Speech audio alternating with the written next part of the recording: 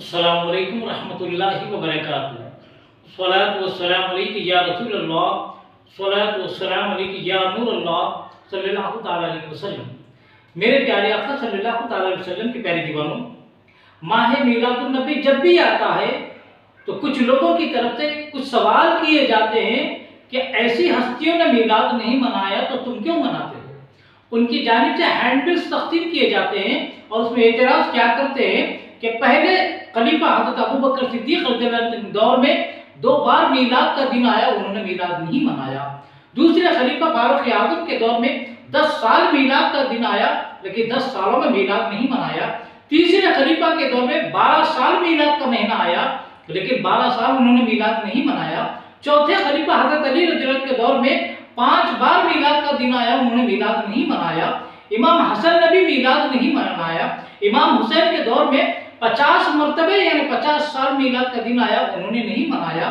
امیر معاویہ کے دور میں 19 بار میلاد کا دن آیا، انہوں نے نہیں منایا۔ امام اعظم کے دور میں 47 بار آیا۔ امام مالک کے دور میں 68 بار آیا۔ امام شافعی کے دور میں 55 بار آیا لیکن انہوں نے میلاد نہیں منایا۔ امام احمد بن حنبل کے دور میں 38 بار میلاد کا دن آیا، انہوں نے نہیں منایا۔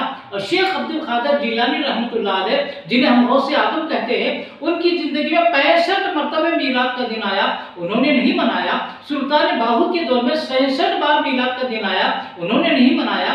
فرید الدین گنج بخش شکر رحمۃ اللہ علیہ کے دور میں 70 مرتبہ میلاد کا دن آیا لیکن انہوں نے میلاد نہیں منایا۔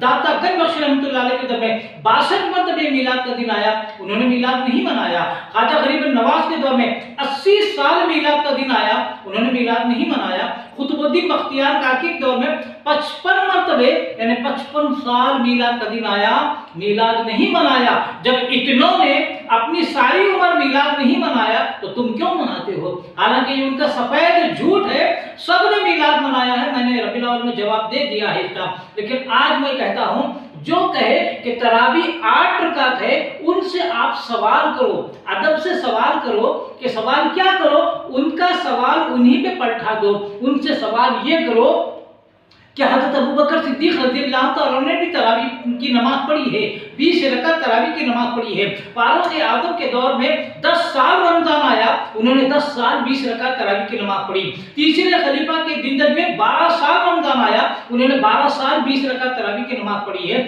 چوتھے خلیفہ کے دور میں 5 سال رمضان آیا تو 5 سال انہوں نے تراویح کی نماز 20 رکعت پڑھی ہے۔ امام حسن نے بھی 20 رکعت تراویح کی نماز پڑھی ہے۔ امام حسین کے دور میں 50 سال رمضان آیا، انہوں نے 50 سال 20 پڑھی ہے۔ امیر معاویہ کے دور میں 19 سال رمضان آیا، انہوں نے 19 سال رمضان کی تراویح 20 پڑھی ہے۔ اور امام اعظم کے دور میں 47 سال رمضان آیا، انہوں نے 20 رکعت تراویح کی نماز پڑھی ہے۔ امام مالک کے دور میں 68 سال رمضان آیا، انہوں نے 20 رکعت تراویح کی نماز پڑھی ہے۔ امام شافعی کے دور میں 55 سال رمضان آیا، 55 سال 20 رکعت تراویح کی نماز پڑھی ہے۔ امام احمد بن حنبل کے دور میں 38 بار رمضان آیا، انہوں نے 38 سال 20 رکعت تراویح کی نماز پڑھی ہے۔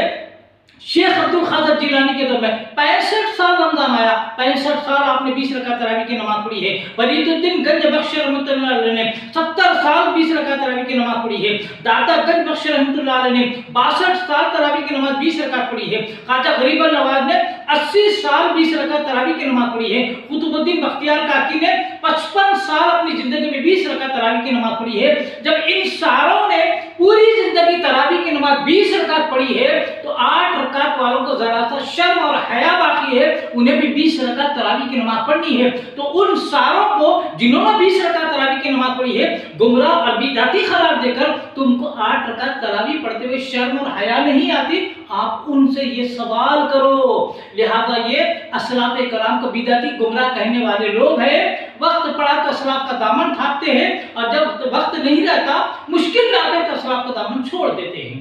لہذا اللہ تبارک و تعالی ہمیں اپنے اسلاف کی سنت پر یعنی 20 رکعت تراویح پڑھنے کی توفیق عطا فرمائے اور ان لوگوں سے بچنے کی توفیق عطا فرمائے۔ اللہ تبارک و تعالیٰ سے دعا ہے کہ رب تبارک و تعالیٰ مشکل میں جینے اور مرنے کی توفیق عطا فرمائے اور ہمیں ہمیشہ اسلاف کرام کے نقش قدم پر چلنے کی توفیق عطا فرمائے، خاتمہ فرمائے کہ ایمان پر خاتمہ عطا فرمائے۔ وما علینا الا البلاغ المبین۔ السلام علیکم ورحمۃ اللہ وبرکاتہ۔